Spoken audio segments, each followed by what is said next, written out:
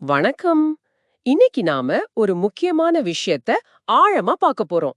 நம்ம கிட்ட மத்திய கிழக்கு போர் ஆபாயங்கள் பத்தின சில குறிப்புகள் இருக்கு. ஆமாங்க. குறிப்பா ஈரான் இஸ்ரேல் பிரச்சனை பெரிய மோதலா மாறுச்சுன்னா என்னென்ன ஆபத்துகள் வரலாம்னு இதுல இருக்கு. ஆமா, இதுல நாம முக்கியமா பார்க்க வேண்டியது, இது வெறும் அந்த பகுதி பிரச்சனை இல்ல. இதோட தாக்கம் உலகம் முழுக்க எப்படி இருக்குங்கிறது தான். சரிதான். உங்க குறிப்புகள் சொல்ற மாதிரி இதோட எல்லா பக்கங்களையும் கொஞ்சம் ஆழமா பார்க்கலாமா? கண்டிப்பா. முதல்ல இந்த சண்டை எப்படி மத்த நாடுகளையும் பாதிக்கலாம். உங்க குறிப்புகள்ல ஈரான் அவங்க ப்ராக்ஸி குழுக்கள் ஹெஸ்பொல்லா, ஹமாஸ் மாதிரி எப்படி யூஸ் பண்ணுவாங்கன்னு இருக்கு. ஆமா, ஈரான் அவங்கள தூண்டி விடலாம். பதிலுக்கு இஸ்ரேல் சிரியா, ஈராக், லெபனான்ல இருக்க ஈரானிய ராணுவ நிலைகளை தாக்கலாம். ஓ, அப்படியா? இது லெபனான், காசா பகுதிகள்ல நிலைமையை இன்னும் மோசமாக்குமே. பெரிய மனிதாபிமான பிரச்சனை வருமே. நிச்சயமா. அது ஒரு பக்கம்னா உலக பொருளாதாரத்துல இது உண்டாக்குற பாதிப்பு அது ரொம்ப முக்கியம். ஆமா, ஹார்மோஸ் ஜலசந்தி பத்தி உங்க குறிப்புகள்ல சொல்லியிருக்கு இல்லையா? ஆமாம், அது ரொம்ப முக்கியமான வழி. உலகத்தோட 20% எண்ணெய் அது வழியா தான் போகுது. அதுவும் ஈரானோட கட்டுப்பாட்டுக்கு பக்கத்துல இருக்குல்ல.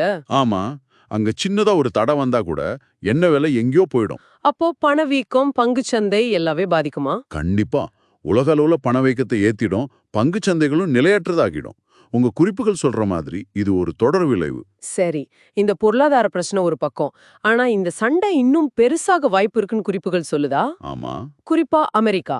அவங்க இஸ்ரேலுக்கு ஆதரவா வந்தா, அப்போ ரஷ்யா, சீனா. அது ஒரு பெரிய கேள்வி. அமெரிக்கா நேரடியாவோ மறைமுகமாவோ சப்போர்ட் பண்ணா ரஷ்யா, சீனா அவங்களோட நலன்களை பாதுகாக்க எல்லாரும் செய்வாங்க. அப்போ இது ஒரு உலக போருக்கான ஆரம்பமா இருக்குமோ? குறிப்புகள்ல அது பத்தி எதுவும் இருக்கா?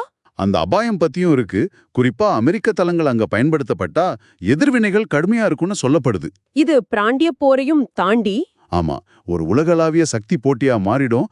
நேட்டோ கூட உள்ள வரலாம். சரி, இது இல்லாம சைபர் தாக்குதல் அபாயம் பத்தியும் யோசிக்கணும் இல்லையா? மிக முக்கியமா 2 நாடுகளுக்குமே அதுல பெரிய திறமை இருக்கு. குறிப்புகள்ல என்ன சொல்றாங்க? எதெல்லாம் தாக்கப்படலாம்? மின்சாரம், தண்ணி சப்ளை, அரசாங்க வெப்சைட்ஸ், இப்படி சாதாரண மக்கள் வாழ்க்கைய பாதிக்கிற எதையும் தாக்கலாம். இது ஒரு கண்ணுக்கு தெரியாத போர் மாதிரி. அப்போ அணு ஆயுத பிரச்சனை, அது ரொம்ப பயமா இருக்கே. இஸ்ரேல் யூஸ் பண்ண வாய்ப்பு இருக்கா? அதுதான் பெரிய கவலைகள்ல ஒண்ணு. அவங்க கிட்ட அணு ஆயுதம் இருக்குன்னு நம்பப்படுது. தங்களோட பாதுகாப்புக்கே பெரிய ஆபத்துன்னு நினைச்சா சில பேர் அதை யூஸ் பண்ணலாம்னு சொல்றாங்க. ஐயோ, அப்படி நடந்தா? ஈரான் உடனே அவங்களோட அணு ஆயுத திட்டத்தை இன்னும் வேகப்படுத்துவாங்க. இத பார்த்துட்டு சவுதி அரேபியா மாதிரி மத்த நாடுகளும் அவங்களும் ஆரம்பிப்பாங்களா? ஆமா, அந்த முயற்சியில இறங்கலாம். இது ஒரு கட்டுப்படுத்தவே முடியாத ஆபத்தான நிலைமைக்கு கொண்டு போகும். சரி, இதெல்லாம் போர், பொருளாதாரம், சாதாரண மக்கள் நிலைமை, அகதிகள் பிரச்சனை பத்தி உங்க குறிப்புகள்ல என்ன இருக்கு?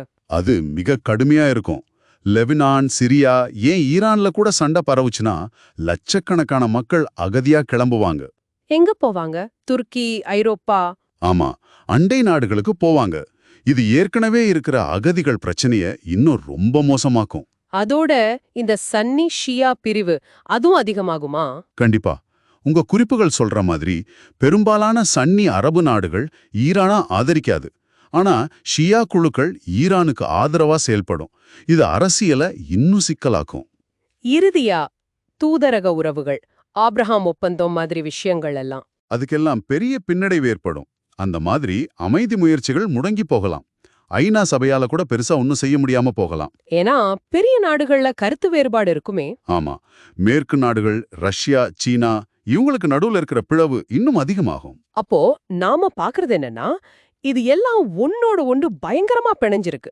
பொருளாதாரம், அரசியல், பாதுகாப்பு, மனிதாபிமானம் எல்லாமே. ஆமா, உங்க குறிப்புகள் அதை தெளிவா காட்டுது. இது எங்கேயும் நடக்கிற பிரச்சனை இல்ல. இது நம்ம எல்லாரையும் பாதிக்கிற ஒரு உலகளாவிய விஷயம். ஆமா, இதுல இருந்து நீங்க புரிஞ்சுக்க வேண்டியது என்னன்னா, உலகத்துல எங்க என்ன நடந்தாலும் அதோட தாக்கம் நம்ம வரைக்கும் வரும் அப்படிங்கறது தான். சரிதான். இந்த மாதிரி பிராந்திய சண்டைகள் எப்படி உலக அமைதியையும் பொருளாதாரத்தையும் பாதிக்குங்கிறது முக்கியம். இந்த விரிவான பார்வைக்கு அப்புறம் உங்களுக்காக ஒரு கேள்வி மட்டும் இருக்கு.